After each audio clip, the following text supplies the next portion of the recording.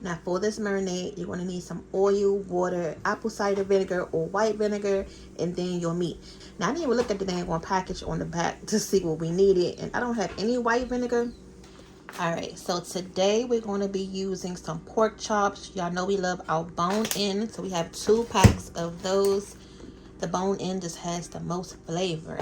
So we're going to get these cleaned up. I'm going to go ahead and rinse them under some water. You can use some white vinegar to clean them. Here's some white vinegar right here. There go your pork chop right there. It's going to be good, y'all. Okay, so I'm going to go ahead and put it in this bowl first and mix it up. And it can season up to 2 pounds of meat. So if you have more than 2 pounds, of course you're going to need, you know, 2 packs. And you can mix and match these. You don't have to just go with one flavor, just like you mix and match anything else, y'all. Just make it your way, okay? And I'm just going to eyeball it. It says about 1/4 cup. All right, so that's about 1/4 cup. And we're going to need some water. So I have the water in there. And then we need 2 tablespoons of white vinegar. And that's it. I just wanted to do it in here so I can mix it up good first. And then we can pour it over top of the pork chops. But comment down below if you use these little packets to marinate your meat. And if you do, what's your favorite ones to use? I know we always keep these packets in our cabinets and our pantries. Y'all know how we do. Now we only have to marinate these for 15 minutes, but I'm going to end up marinating them a lot longer because I'm not ready to cook these yet. That was good. Just, you got to massage it around and make sure this marinade gets all on the pork chops. So if you want to do this overnight, a few hours, like how we're doing, it's up to you. And then I'm just going to push them down to make sure they are really submerged in the marinade. I love this bowl because it has a top to it and it's perfect for things like this and big enough. So all I have to do is just put it in here and then put it in the refrigerator, and then there we go. All right, so we'll come back later when it's time to go ahead and take these back out. So we can move on to the succotash. This was a medium yellow onion. I just went on ahead and cubed it up. All right, so here's the corn that we're going to use. So I just opened up this can, and then I'm going to go ahead and drain it a little bit. So I was going to get some lima beans and add in the succotash as well, but I decided not to today. I'm just going to add some oil so we can go ahead and get these onions to cook.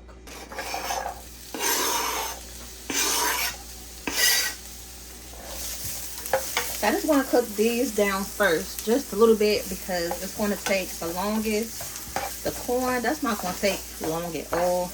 And then, you know, the tomato and okra, but I don't want this raw onion taste in here. So let's cook it for about 5 minutes or so until it becomes translucent. I can say the word today, translucent. And then we can go ahead and add everything else up in here. Okay, so you can see the difference. It's cooked down some. So now we can go ahead and add in the tomato and okra. And this has some corn in it also. I kind of wish I had the lima beans instead of the corn, but it's okay. And then once you put your tomato and okra mix in here, we're going to get it to stir. And then turn your heat up some because I didn't drain all of that liquid out. So it's still some in there. And this has to evaporate out. So to this, we're going to go ahead and add some sugar.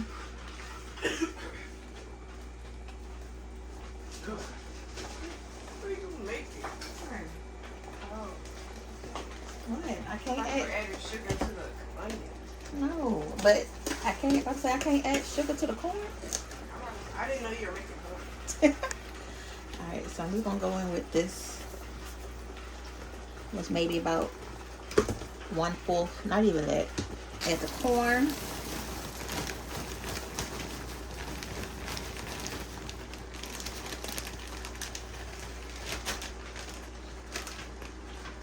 Gonna make the whole bag.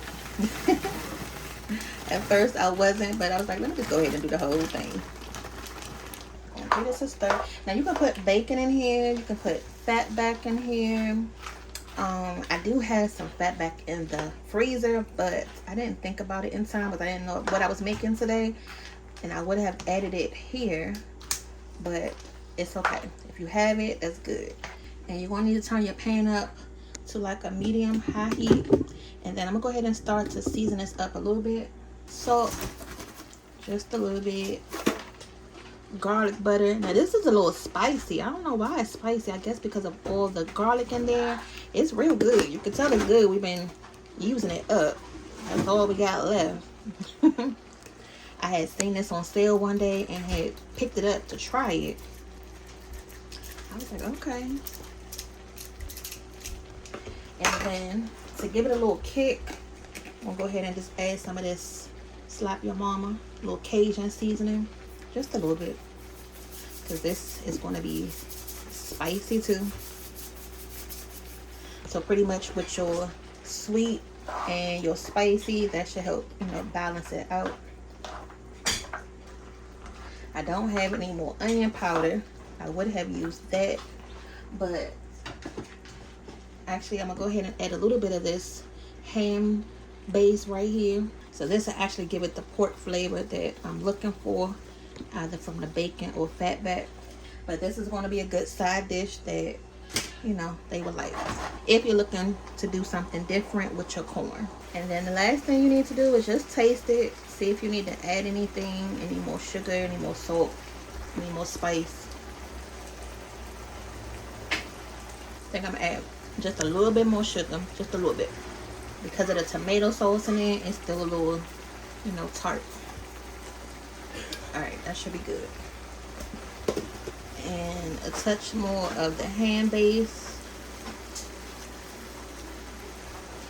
Yeah, y'all. Just season it to your liking.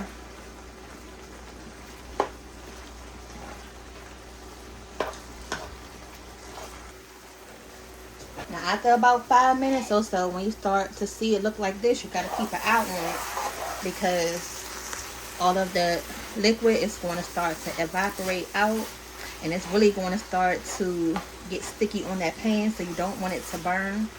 So just make sure you keep an eye on it.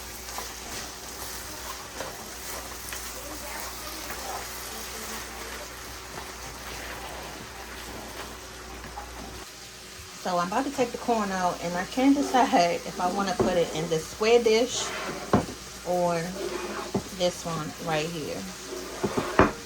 I don't know, y'all. Which one should I put it in? The tomatoes and the okra. You can't really see the okra now. Kind of like died down, but the flavor is in there.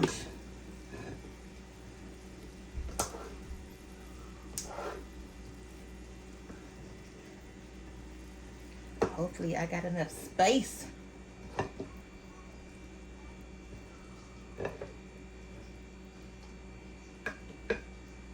If you're new to our channel, we have made several like fried corn videos, so check them all out. We have cold corn videos, we have fried corn videos. It really just depends on what mood you are in, you know, really. But this is the corn succotash right here, y'all. That didn't take long at all, did it? So now let's go ahead and move on to the mashed potatoes, because once we do the pork chops and fry them, dinner is pretty much done. I want that to be the last thing that's cooked. I'm gonna make the whole box today. So if you look on the back of your box, if you're not sure of how much water or how much milk to put in, this is what you're going to have. So yeah, we definitely need about the 16 servings. So we're gonna need 6 cups of water, some butter, milk. All right, let's get to it. Entire box.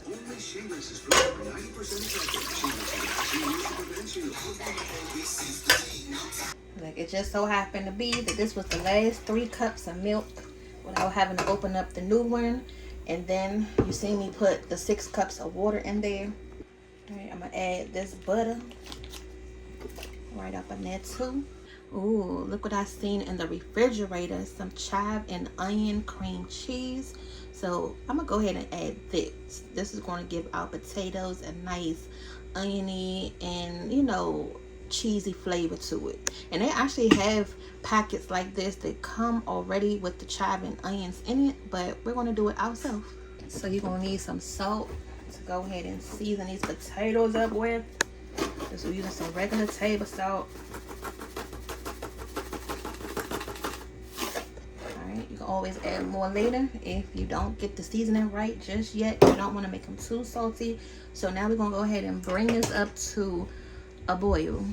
And I want to treat this like grits. You know, as I pour in these potatoes, I want to stir at the same time because I don't want to have it like a lot of lumps. So just add a little bit at a time.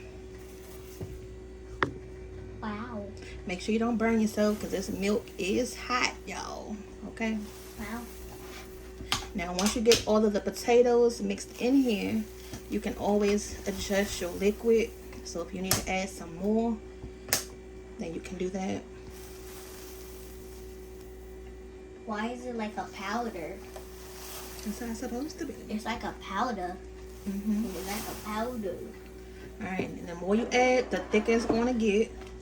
And then I turned that heat down too, y'all, because once these potatoes start to cook, you can already see it starting to pop up. I'm about to cut it down. Why are you making so much? Because y'all going to eat it all. She's like, why I make so much? Because y'all eat it all. Oh my goodness. You're getting it everywhere. Come on, Kate. Move before it burn you. It already got on me. Oh my goodness, y'all. It is like flying. Mom, that's hot. Yes, it is. Oh my god. That Ooh. literally got on my back. Shoot. Look, that's worse than the dang on hot pot of grits, y'all. Is to get these dang on mashed potatoes on you. Oh my goodness. Y'all, I just burnt the hell out of my hand. Alright. I can actually cut this heat off because, look, if one more piece fly up here and pop me, it's going to be on. Protection gear. Alright, so while the potatoes are still hot, and it's actually not even open yet. I thought they had opened this already. Okay, so I'm going to go ahead and take some of this cream cheese out. And I thought they may have opened this already. I'm surprised they haven't. So that was about like half of that container. And I had to put some of this sour cream to the side because we had some dip earlier. And I wanted to make sure I had enough for the potatoes. Because otherwise, this whole thing would have been gone. You just want to mix it up. Like I said, if you want to add a little bit more liquid to it, you can. But because we're adding in the sour cream, that's going to also help loosen them up.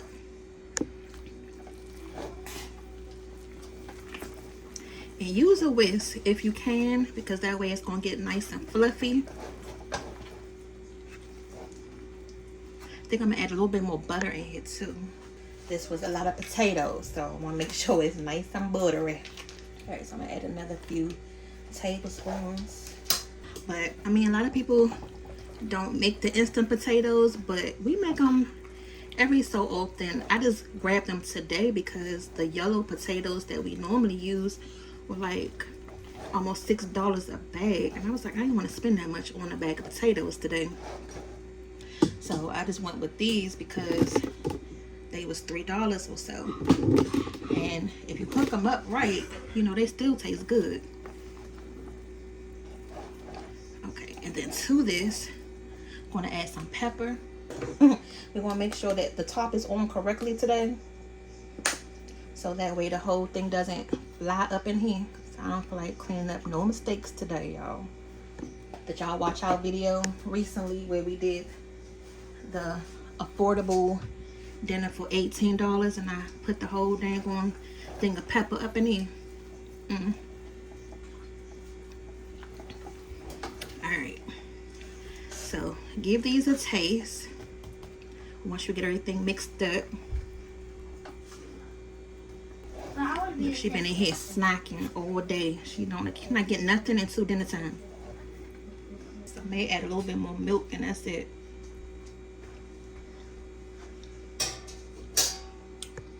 Yeah, that's good. Just gonna add a pinch of salt. Just a little bit. Just a little bit. And a splash of milk. A splash of milk.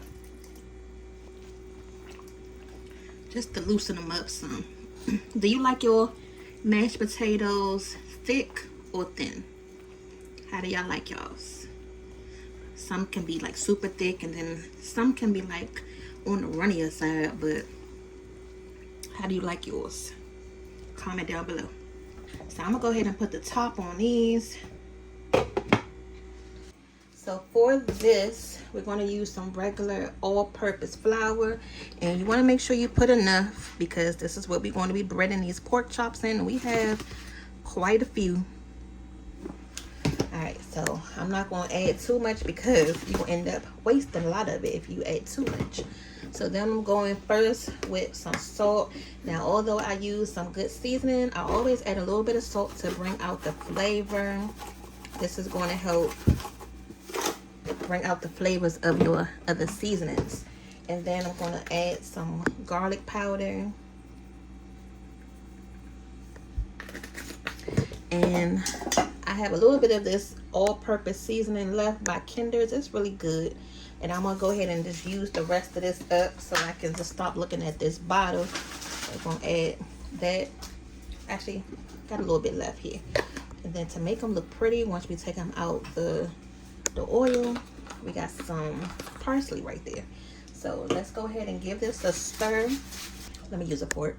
All right, I thought I had some more smoked paprika, but that's good because this all-purpose is going to help give the flour a nice red color also.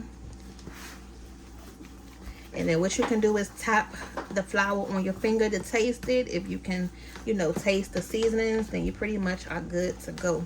So I just taste a little piece of it. So I'm gonna go ahead and add the rest of this.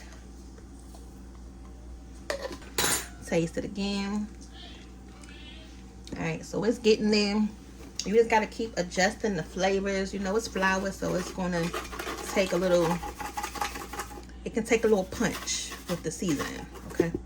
And I'm gonna add a little bit of pepper to this too.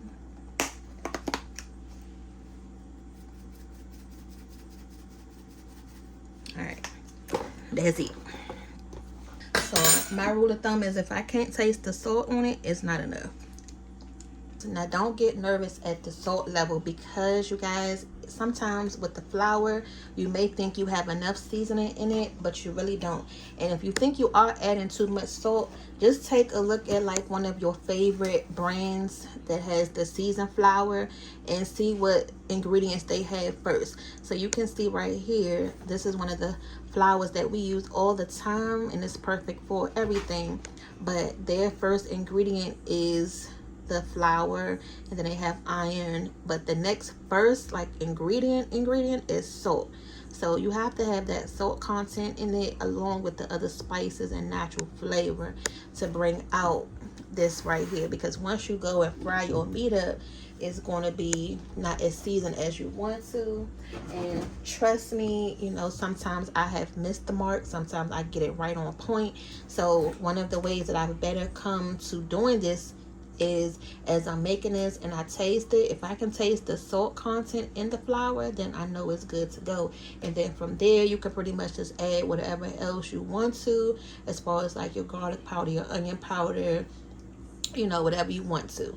Okay, so what I'm gonna do now is I'm gonna go ahead and cut the pan on so the oil can go ahead and start to heat up in this pan right here. This is what we're going to use to fry the pork chops up.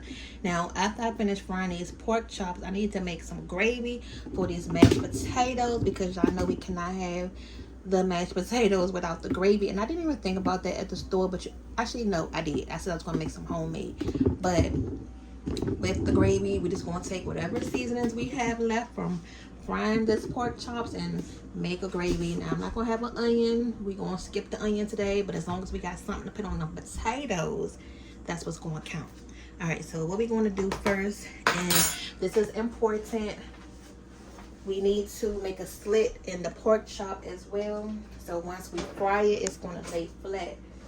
So you're going to need a knife. So we've showed you this plenty of times, but with your pork chop, you know, you're going to get this little curl piece right here, and that curl piece is going to prevent your pork chop from frying flat. Y'all see that? So what you need to do is cut that, and you're just going to cut it right there in the middle, so that way it can lay flat as it's frying in the pan. Okay, so do that to all of your pork chops. Just going to go through. Now if they're flat like this, then it won't be an issue, but especially for like the bigger ones, you're going to have to do it. I'm kind of mad that I cannot have a pork chop sandwich right about now, because that sounds so good. You know, some day old pork chops with some bread and some hot sauce, y'all. That sounds delicious, don't it? But who knows, maybe it may be a pork chop left over tomorrow and somebody may make one. They have been marinating for about 2 hours now. The package only say about 15 minutes or so, but I did 2 hours because I was cooking other things and I wasn't ready to go ahead and make them just yet. But you can go by the package directions and do the recommended time, or you can, you know, just choose how long you want to keep them in there. And you may have to cut it in more than one spot depending on how many curls the pork chop has. Alright, so I think I got them all pretty good. Alright, so I think we're going to go ahead and start with the bigger ones first, because we don't have that much space in the pan, you know, to be able to fry more than one of these at a time. So let's go ahead and get these started. And then what I'm doing is I'm just dunking it one more time in that marinade, making sure they have some flavor on it, and then draining it off. And then I'm going to come over here and, you know, just lay it down. Make sure you have something big enough where you can spread the pork chops out and get them nice and coated.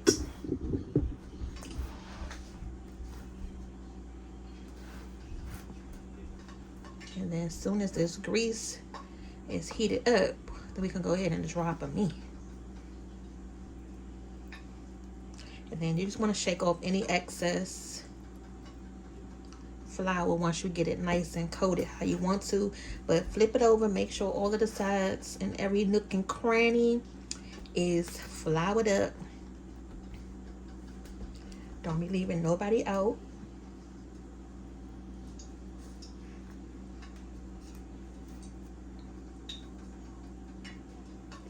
Once you think you may have it all, depending on how big it is, once you lift it up, you can see what parts you missed.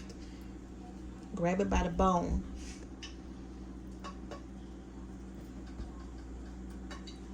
Alright. So I think we got that one good. Alright, so it's starting to bubble, but I don't think it's still hot enough yet. So I'm going to give it a couple more seconds. Yeah, that's still not hot enough yet. So about 2 more minutes for this to heat up. Alright, so it's talking to us now. Hopefully it's not a fake bubble. Where I think it's hot, but it's really not going to be hot once we drop it in. But let's go ahead and see. I'm dropping it in away from me. Okay. So I may be able to fit one more small one right there. I don't want to crowd the pan. Actually, see, I missed a curl right there.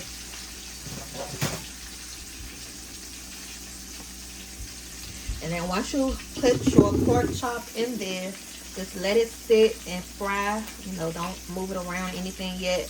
You want to get it a nice crust on it first, so your breading won't come off.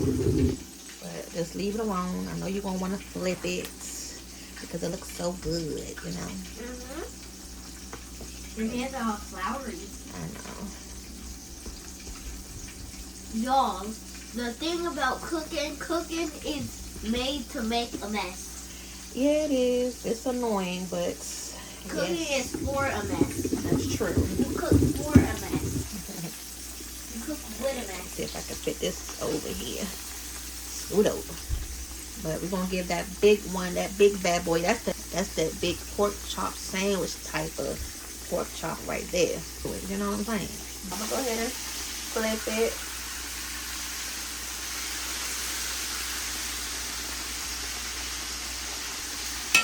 All right, and then this one still has a ways to go. What I've done, who I've been married to, who am I? Oh, no. You trying to get a seat at the table, not me. Oh, I'm your wife. My daughter's favorite. All right, y'all. So I'm about to put the next batch in, and I'm just cleaning the grease in between. This is all of the debris off the last batch, so I want to make sure I do that, because if not, all of this will be on the next set of pork chops, and you want them to look, you know, as pretty as possible. This is how the first batch came out. I put it on this tray right here. I'm gonna set them in the oven. Now, the one thing with this brine, the batter is going to be wet, so you have to make sure your pan is hot, because if not, it's going to start lifting up once you start to fry it. That's one thing that I have noticed with this first batch. And on the second batch, I'm gonna try to change it up a little bit. So what I'm gonna do is I'm gonna go ahead and pre-flour them and let them sit here for a second before I add it straight to the oil. So now the oil is more hot than it was the first time. So now let me try and see what happens.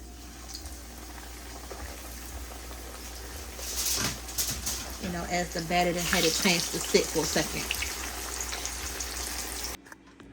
All right, fam. So we have the pork chops out of the grease, and you can clearly tell the big ones versus like the small ones.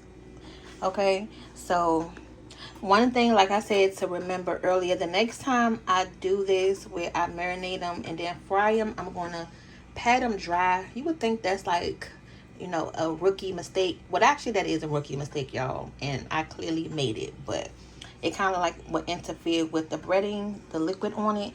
So if your heat is not high enough, your breading will come off. So just try to make sure you pat your marinade off before you put your flour on there. And then not only that, me and Daddy did taste the marinade, and he said the same thing I said. I really couldn't taste it, but next time I will either put 2 packs of marinade of that brown sugar, or I probably just won't get it again. But I want to make sure I keep it real with y'all, because that's what we do over here. All right. So I'm gonna go ahead and put these in the oven. That way they can go ahead and, you know, just stay hot. I'm gonna go ahead and clean this oil out one more time, and then we're gonna go ahead and make some homemade gravy for the mashed potatoes, and then dinner is done. The corn is in the oven right now. I just got that in there just to make sure it stays hot and warm. And we're gonna be ready, because the kids are already out here stalking us, you know, well, stalking me rather, about when it's dinner ready. Okay. All right, so I pretty much try to get as much of the oil out that I need. I'm just scooping it out and putting it into the oil pan behind this one. But I'm going to leave, you know, the bits at the bottom, because that's what's going to help give our gravy some flavor and some color. But you want to make sure you match your flour to your oil ratio. So I've taken a lot of the oil out. There's just like a little bit left at the bottom. I'm doing it the slow way, but you can definitely do it whatever way is easier for you. Okay, so this is what I'm left with, and I know it may seem like a lot, but y'all have to remember we still have a whole pan of mashed potatoes, so we got a lot of potatoes. So I'm gonna use the rest of this flour up from the pork chops. It's not gonna be enough. I'm gonna still have to add some flour up in the cabinet as well. Yeah, because even that's nowhere near enough what we need. Actually, I'm gonna use the rest of this seasoned flour right here, because we only have a little bit left of that, so it's only right that I go ahead and use this up. Okay, so go ahead and add some of that to the mix. And what you're gonna do is just go ahead and start stirring it in. I still have some down here. I'm not gonna use it all, but I wanna start working on it first. And what you're gonna do is make a roux. What are you doing? Making a gravy for the mashed potatoes. Ooh. If I had an onion, I would have cooked that onion first in that oil, but I don't have any more onions, so that's fine. We're just going to use what we got, no stress, okay? And try to make sure you eliminate all of those lumps from the flour in there. I'm just using the back of my spoon to kind of like, you know, smash them down.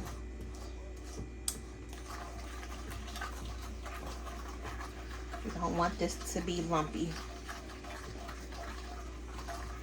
And the longer you cook your flour like this, the better it will be. And you see how dark the gravy is? That's what you want. You don't really want a light-skinned gravy. I mean, unless you was going for like a country fried steak or something. But this is going to be a brown gravy that we're making right now.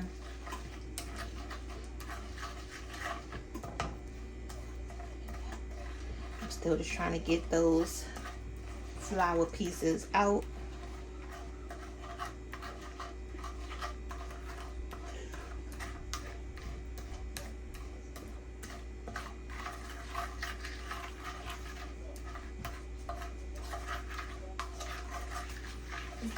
The gravy smells good. Thank you. Can I see it? Oh, this pan is hot. It's still like hard. Hmm? Mom, why is it like flat? That's not gonna be enough. No, this is the start of it. So Oh. all of the lumps are pretty much out. Now I'm gonna go ahead and start adding in some water. Can I add the? So I got about 3 cups of water here. Let's go ahead and add that in there.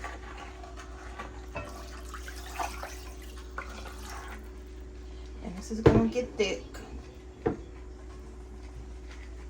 And then I found this in the refrigerator. This was some pork marinade, some Creole. I think I'm gonna go ahead and add this too, because if I really don't have anything else to really use this on, and this will help give our gravy some more flavor and some color also. So let's do that.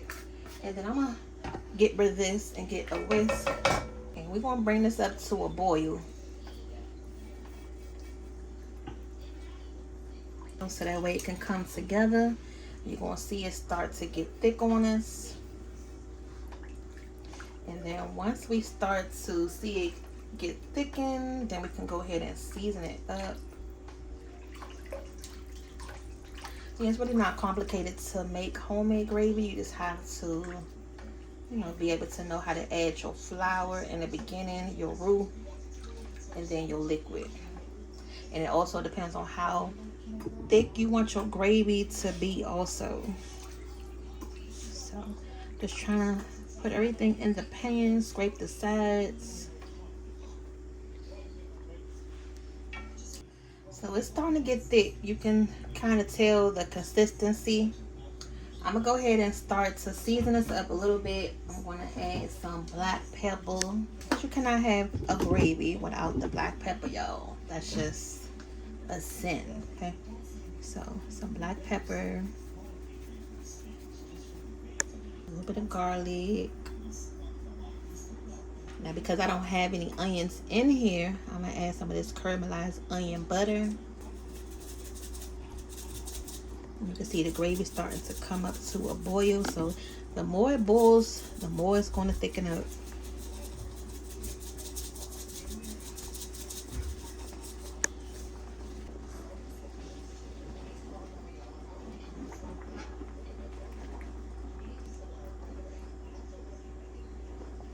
Okay, y'all see it coming together. You see it coming together. So we need to taste it, see what we need to add. All right, so this is the consistency of the gravy. Let's go ahead and taste it. I feel like it's missing something. It got a little heat to it, but I don't know what. Don't y'all hate that when you know it's missing something, but you can't quite put your finger on it? I think I'm gonna add a little bit of this buttery steakhouse. I don't know, I feel like it needs a little something. And this is it. You see it came together nicely, you guys. So that 3 cups of water was just enough. And then, you know, once you turn this off, it's going to thicken up also. So let's go ahead and fix your plate. Because like I said, you deserved it for watching our whole video. So I had everything in the oven so it can, you know, stay nice and hot. So here's a pork chop. And this is London plate. I always ask everybody who wants the thumbnail plate. Because, you know, this is going to be the thumbnail plate right here. So we have 1 pork chop. Yeah. And then I'm going with the corn. Again, this is like the corn succotash, y'all. Okay. Alright, so that's that. Hold on, y'all. I'm recording. Hold on. Yeah, this one. Can that be my plate? You want this plate, the thumbnail plate? Yeah, I want the thumbnail plate. Okay. Because it's less food. That icing nice and tart. Can I cut that cake? Almost. Let me finish this video. It tastes good so far? The little icing does. Yeah. If you want to lick Cause it icing. Bobby, I know you not. If you want to lick icing here, that's cake. If you want to lick So you know you gotta make your wheel for your mashed potatoes. And I need a spoon for the gravy. Hey, Pooh Bang, get out the daggone cake. No, I gave him the icing. Okay. Okay, stay out the cake. That Kool-Aid in it. That's why it's so sweet. But they can't resist. Alright. Because it got Kool-Aid in it. It's very That's sweet. how it looks right there. Now, if you want to add a little bit more gravy on your pork chop, you can do that too. Actually, let me bring y'all up a little closer. So I don't think you can see the whole plate. All right, y'all. So here's the finished plate. We have the fried pork chops with the mashed potatoes and the homemade gravy, and then your corn succotash with the tomatoes and okra. And like I said, if you want to put a little bit of gravy on your pork chop, you can do that as well. But this is it. All we're gonna do is give y'all a fork, well, actually a spoon, so you can go ahead and put it in right there. And then make sure y'all stay tuned for dessert, okay? All right, y'all. Here go the slice. Ooh.